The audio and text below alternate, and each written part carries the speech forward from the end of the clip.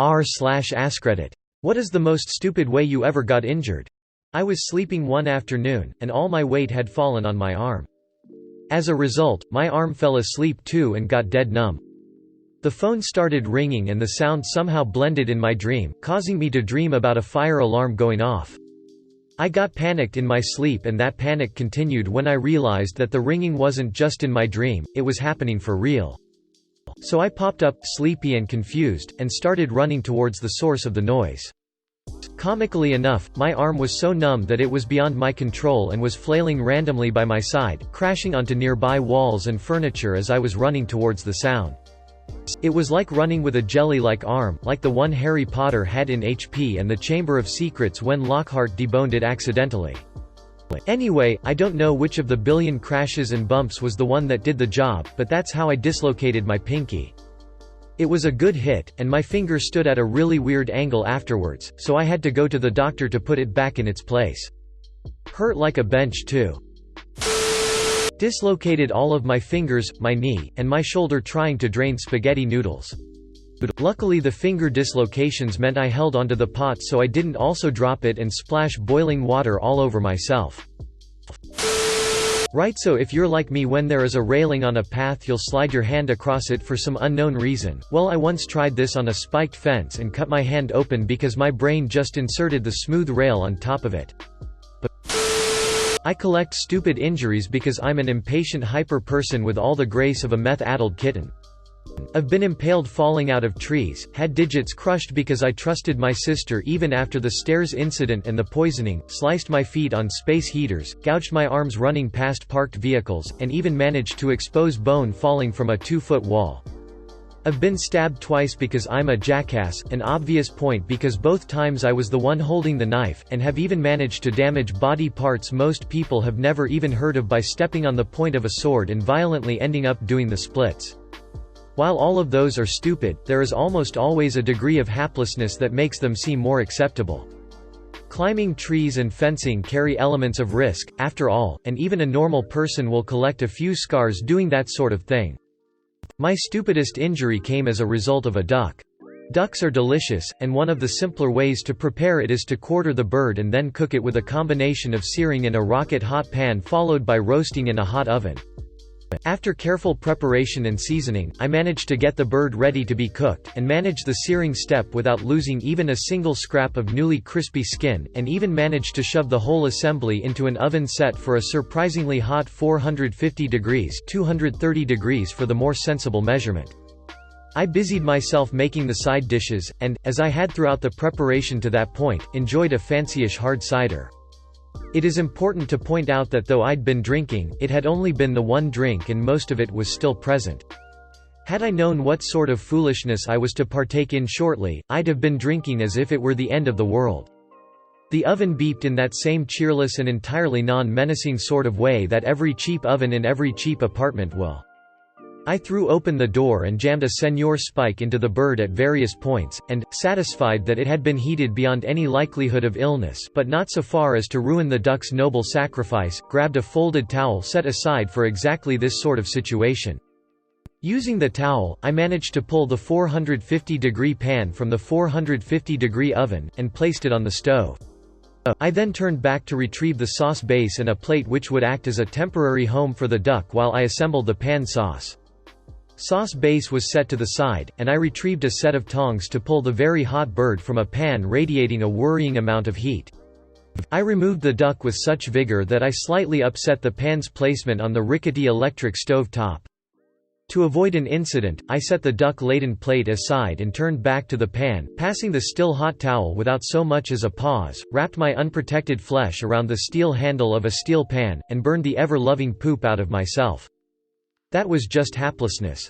Painful and stupid, yes, but common wisdom says that you put a towel on the handle of just such a pan because it is easy to forget just how hot a pan might be, and everyone makes mistakes.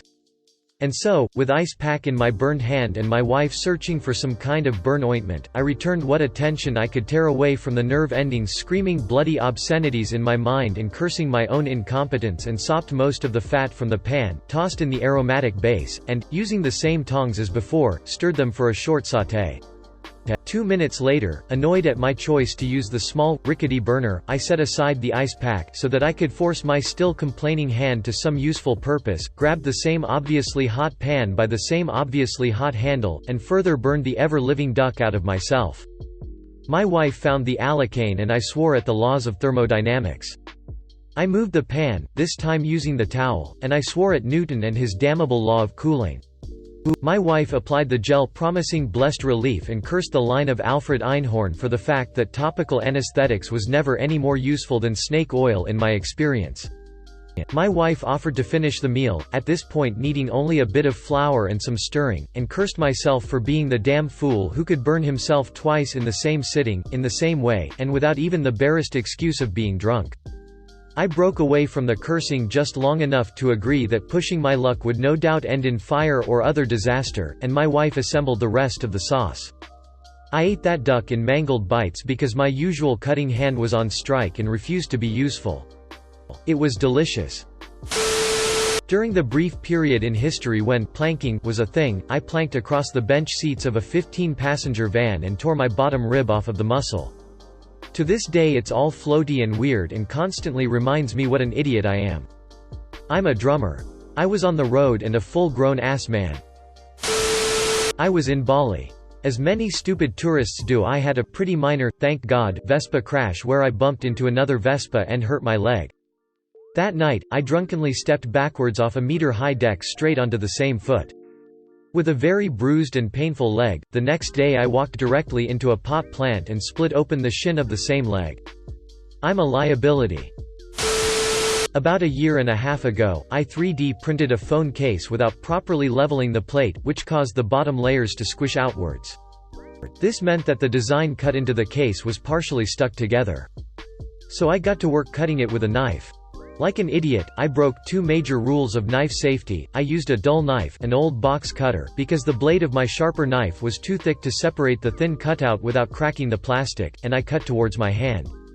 I think you can see where this is going. The knife slipped while I was applying force to it, and it sliced right down the back of my left middle finger. It was pretty deep, about 5 mm at its deepest point.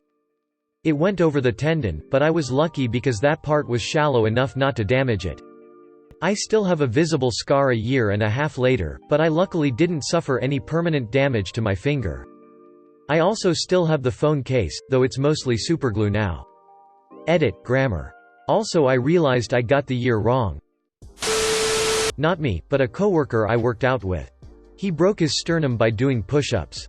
All I heard was a pop, and he froze. Started having trouble breathing. Called EMS to be safe. Turns out he moved just right and it snapped. Was riding my bike home from school, decided to ride in a ditch going downhill because that seemed fun. My front wheel got stuck in some kind of a hole. I flew a few meters and broke my wrist. I thought my wrist was just a bit hurt, but after my friend helped me walk my bike home, my grandma took me to the hospital because she was worried, and I ended up having to wear a cast for most of that summer.